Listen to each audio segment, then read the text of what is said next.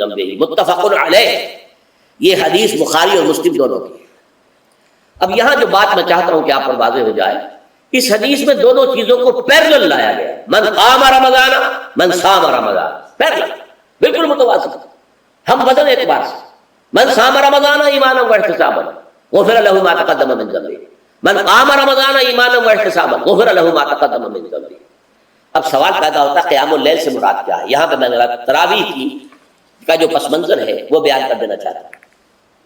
دیکھیے جیسا کہ ہم نے خطبے میں بھی دیکھ لیا، اللہ نے قیام اللیل جو ہے اسے فرض نہیں ٹھہرایا، تطوع، قرآن مجید میں بھی اس کا کوئی ذکر نہیں، احادیث میں اس کی تشویق و ترغیب پوری موجود ہے، ایک اور حدیث بھی ہم بعد میں پڑھیں گے اس کا پس منظر کیا تھا کہ اس کو چھوڑ دیا گیا۔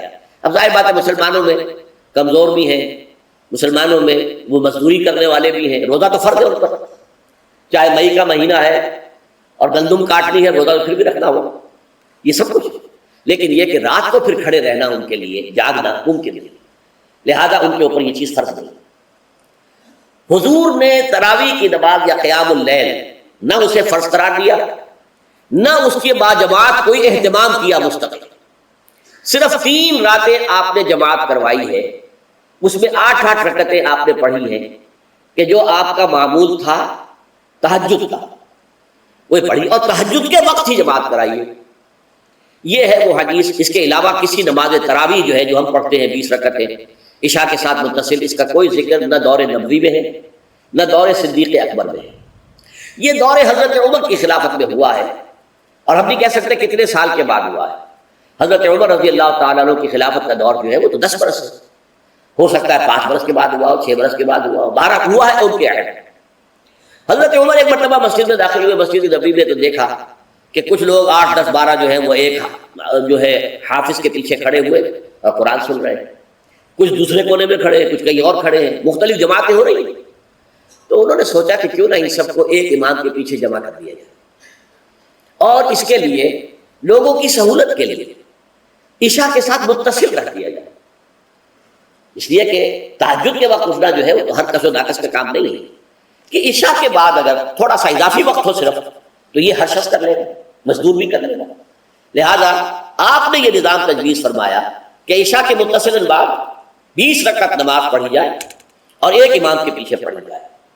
یہ گویا کہ اجتہاد ہے حضرت عمر رضی اللہ تعالی عنہ، اس کو آپ نے خود بدعت بھی قرار دیا، لیکن بدعت حسنہ۔ بدعت کس اعتبار سے؟ لغوی اعتبار سے، نئی بات، اس لیے کہ حضور کے زمانے میں نہیں تھی، تو یہ اس طریقے سے ایک نئی بات، لیکن یہ بات کیونکہ بہت اچھی ہے، بہت عمدہ ہے۔ آپ جب یہ نظام چل پڑا تو ایک دن مسجد میں آئے، دیکھا کہ بڑی بھری مسجد ہے، صحابہ کھڑے ہیں اور ایک امام کے پیچھے قرآن سن رہے ہیں۔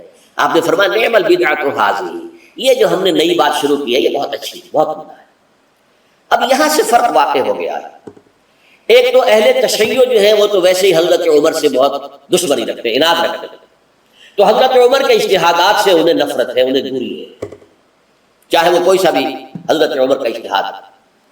ہمارے ہاں اہل حدیث حضرات بھی در حقیقت حضرت عمر یا کسی اور خلیفہ راشد کے فعل کو وہ سمجھتے ہیں کہ یہ ایگزیکٹو آرڈرز ہیں، یہ ہمیشہ کے لیے نہیں۔ حضرت عمر نے اپنے دور میں نظام قائم کیا، ان کے دور کے لیے ٹھیک تھا، یہ ہمیشہ کے لیے نہیں۔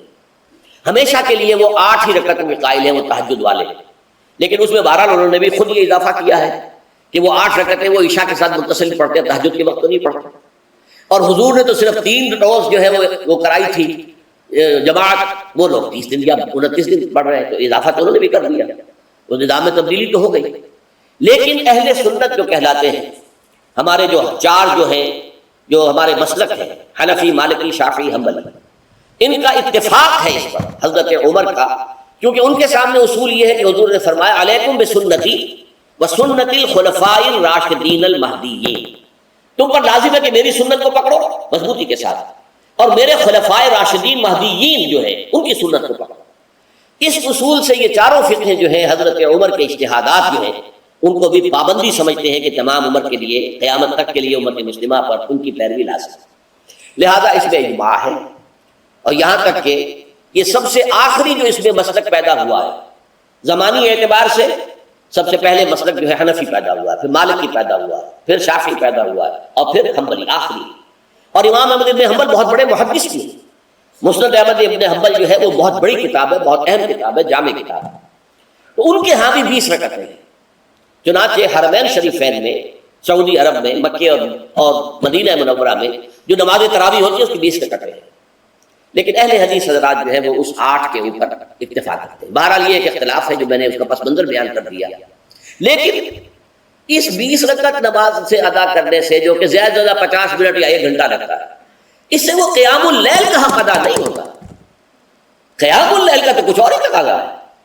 قیام کسے کہتے ہیں؟ یہ سورہ مزمل سے واضح ہوتا ہے، یا ایھا المزمل قم اللیل الا قلیلا نصفہ او انقص منہ قلیلا او زد علیہ ورتل القرآن ترتیلا۔ آدھی رات یا آدھی رات سے کچھ کم، یعنی تہائی رات، یا آدھی رات سے کچھ زائد، 2/3 رات، یہ ہے قیام اللیل۔ چنانچہ سورہ مزمل ہی کی آخری آیت جو دوسرا رکوع مشتمل ہے جس پر، اس میں صاف کہہ دیا گیا ان ربک یعلم انک تقوم ادنی من ثلثی اللیل ونصفہ وثلثہ وطائفۃ من الذین معک۔ اے اللہ کے نبی، اللہ خوب واقف ہے کہ آپ بھی اور آپ کے ساتھ ایک جماعت بھی رات کو کھڑی رہتی ہے، 2/3 رات یا آدھی رات یا 1/3 رات۔ تو یہ سارا معاملہ جو ہے قیام اللیل کا، گویا کہ کم سے کم 1/3 رات پر اس کا اطلاق ہو سکے گا، یہ نہیں کہ 1 گھنٹے۔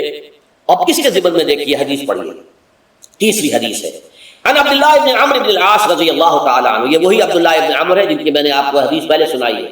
یہ ساری رات کھڑے رہتے تھے، پوری رات، اور ہر روز روزہ رکھتے تھے، جس پر حضور نے منع کیا، لا تفعل، مت کرو ایسا۔ رضی اللہ عنہما، یہ خود بھی صحابی ہیں اور ان کے والد عمرو بن العاص بھی صحابی ہیں۔ ان رسول اللہ صلی اللہ علیہ وسلم قال، کہ اللہ کے رسول صلی اللہ علیہ وسلم نے فرمایا، الصیام والقرآن یشفعان للعبد، روزہ اور قرآن بندے کے حق میں شفاعت کرے۔ یقول الصیام، روزہ ہی عرض کرے گا اللہ کی جناب میں، اے رب پروردگار، انی منعتہ الطعام والشہوات بالنہار، میں نے تیرے اس بندے کو دن کے دوران کھانے پینے سے اور اپنی شہوت کا تقاضا پورا کرنے سے روکے رکھا، یہ میری وجہ سے روکا رہا، تو میری شفاعت اس کے حق میں قبول فرما، فشفعنی فیہ، میری شفاعت اس کے حق میں قبول فرما۔ وَيَقُولُ الْقُرْآنُ، قرآن کیا کہے گا، مَنَعْتُهُ النَّوْمَ بِاللَّيْلِ، میں نے اسے رات کے وقت سونے سے، نیند سے روکے رکھا، فَشَفِّعْنِي فِيهِ، تو اس کے حق میں میری شفاعت قبول فرما۔ حضور فرماتے ہیں فَيُشَفَّعَانِ، ان دونوں کی شفاعت قبول کی جائے گی۔ یہ ہے قیام اللیل۔ یہ قیام اللیل صرف تراویح کی نماز سے جو پڑھ لی جاتی ہے، اور ہمارے ہاں تو یہ ہے، وہاں کم سے کم یہ تو تھا، صحابہ کرام کھڑے ہوتے تھے تو جو قاری پڑھ رہا ہوتا تھا وہ ان کے دل میں اترتا جاتا تھا، اس کا مضمون اور مفہوم جو ہے ان کو معلوم ہے، لہذا وہ اس کی زبان سے نکلا ہوا ہر لفظ ان کے قلب کی گہرائیوں تک اتر رہا ہے۔ یہاں تو یہ ہے پیرٹ لائک حافظ ہے، اسے خود پتہ نہیں میں کیا پڑھ رہا ہوں، اکثر حفاظ جو ہیں وہ عالم تو نہیں ہوتے، اور جو سن رہے ہیں انہیں کچھ پتہ نہیں ہم نے کیا سنا، تو ٹھیک ہے، کم سے کم ثواب کو انہیں ملے گا کہ انہوں نے وقت نکالا ہے، 1 گھنٹہ ہی اضافی صحیح ہے لیکن بہرحال اس کا وقت انہوں نے نکالا ہے، محنت کی ہے، کھڑے رہے ہیں، ثواب ملے گا۔ لیکن جو مقصد ہے وہ حاصل نہیں ہوتا، اس مقصد کے حصول کے لیے اول تو قیام اللیل کی کم سے کم مدت 1/3۔ اگر کوئی شخص فرض کیجئے کہ اس کے ہاں کوئی اور انتظام نہیں ہے، جیسا کہ ہمارے ہاں ہم نے انتظام کیا ہے، بڑے بڑے شہروں میں دورہ ترجمہ قرآن، اس میں ہمیں 5 گھنٹے لگ جاتے ہیں، نصف شب کے قریب جو ہے معاملہ ہو جاتا ہے۔ اس میں کیا ہوتا ہے کہ ہر 4 رکعت سے پہلے جو اس کے اندر پڑھا جانا ہے حصہ قرآن کا، اس کا پہلے ہم مطالعہ کرتے ہیں بیٹھ کر، ترجمہ اور کچھ موٹے موٹے نکات کی جو ہے وضاحت، پھر کھڑے ہو گئے اور قاری صاحب کے پیچھے 4 رکعتوں کے اندر وہ 4 رکوع یا جتنے بھی ہیں پڑھ لی، سن لی، پھر بیٹھ گئے 4 کے بعد، پھر اگلی 4 رکعتوں کے اندر جو کچھ پڑھا جانے والا ہے اس کا ترجمہ، اس کی تفہیم ہو گئی، پھر کھڑے ہو گئے، پھر سن لیا۔ اس طریقے سے 5-6 گھنٹے میں تراویح ختم ہوئی، تو تراویح بھی ہو گئی، حضرت عمر کے اجتہاد پر عمل بھی ہو گیا، 20 تراویح ہو گئی، لیکن یہ ہے کہ اس کے ساتھ جو اصل غرض و غایت ہے قیام اللیل کی، وہ بھی حاصل۔ یہ ہم نے 17 سال پہلے شروع کیا تھا یا 18 سال پہلے، اور وہ انشاءاللہ اللہ کے فضل و کرم سے اب چل رہا ہے، بڑے بڑے شہروں میں ہو رہا ہے، لاہور میں جن مقامات پر ہو رہا ہے وہ تازہ جو ندائے خلافت ہے اس کے اندر آپ اس کی فہرست دیکھ لیں، کراچی میں تو اس سے غالباً 3 گنا مقامات کے اوپر وہ کام ہو رہا ہے، اور دوسرے شہروں میں بھی ہو رہا ہے۔ تو اس سے در حقیقت وہ غرض و غایت، وہ حکمت جو ہے پوری ہوتی ہے کہ یہ دونوں چیزیں پیرلل ہیں۔ من صام رمضان ایمانا واحتسابا غفر له ما تقدم من ذنبه ومن قام رمضان ایمانا واحتسابا غفر له ما تقدم من ذنبه، تو صیام اور قیام جو ہے ان دونوں کا حق ادا ہو جاتا ہے۔ تو یہ ہے شہر رمضان الذی انزل فیہ القرآن ھدی للناس وبینات من الھدی والفرقان فمن شهد منكم الشهر فليصم ومن كان مريضا او على سفر فعدة من ايام اخر يريد الله بكم اليسر ولا يريد بكم العسر ولتكملوا العدة ولتكبروا الله على ما هداكم ولعلكم تشكرون. اب جو آخری لفظ ہے لعلکم تشکرون، اب اس کی وضاحت سمجھ لیں. اور رمضان کے یہ دو پروگرام جب پیرلل ہو جائیں گے، جب دونوں کی پابندی کی جائے گی تو اس کا حاصل کیا ہے؟ اس بات کو سمجھنے کے لیے سب سے پہلے آپ اس کو سمجھیے کہ جسے ہم خود ہی کہہ رہے تھے، جسے ہم سیلف کہہ رہے تھے، اپنی انا کو مضبوط کرنا، سیلف کنٹرول، ایگو جو ہے وہ پوری طرح قابو یافتہ ہو اڈ اور لیبیڈو پر، اصل میں اس سے مراد کیا ہے؟ اس پر میں نے تفصیل سے بحث کی ہے عظمت صوم نامی اپنے کتاب سے. ویسے یہ ہے کہ وہ مشکل ہے، ذرا فلسفیانہ اس کا انداز ہے، لیکن یہ ہے کہ وہی باتیں آسان الفاظ میں جو دوسرا کتاب چاہے عظمت صیام و قیام رمضان مبارک، وہ آسان ہے. اگرچہ یہ دونوں بہت ہی محدود تعداد میں ہمارے پاس ہیں، لیکن یہ کہ میں نے ذکر کر دیا، جو اگر آپ لینا چاہیں وہ لے لیں. لیکن یہ ہے کہ اس میں اصل پس منظر کیا ہے؟ دیکھیے، ہمارا جو وجود ہے انسان کا، یہ کمپوزٹ ہے، مرکب ہے. ہمارے دو وجود ہیں جو جوڑ دیے گئے. کیسے جوڑ دیے گئے ہم نہیں جانتے، لیکن ہے دو وجود. ایک وجود حیوانی ہے،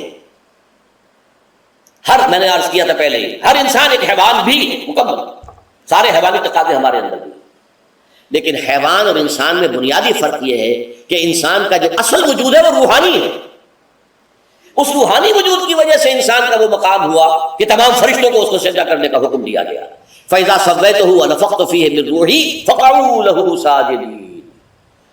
فرشتوں سے کہہ دیا گیا تھا کہ میں ایک بشر پیدا کرنے والا ہوں مٹی سے. جب میں اسے پیدا کر لوں اور اس کی ناک پلک سنوار دوں، دو پلک درست کر دوں، تو پھر اس کے سامنے اور اس میں اپنی روح میں سے پھونک دوں تو گر پڑنا اس کے سامنے سجدے. حیوان انسان اور انسان روحانی، یہ دونوں مل کر اب آدم بنے. نمبر 2، اس حیوان انسان کا وجود زمین سے ہے، مٹی سے پیدا کی، مٹی سے، گارے سے، طین لازب سے،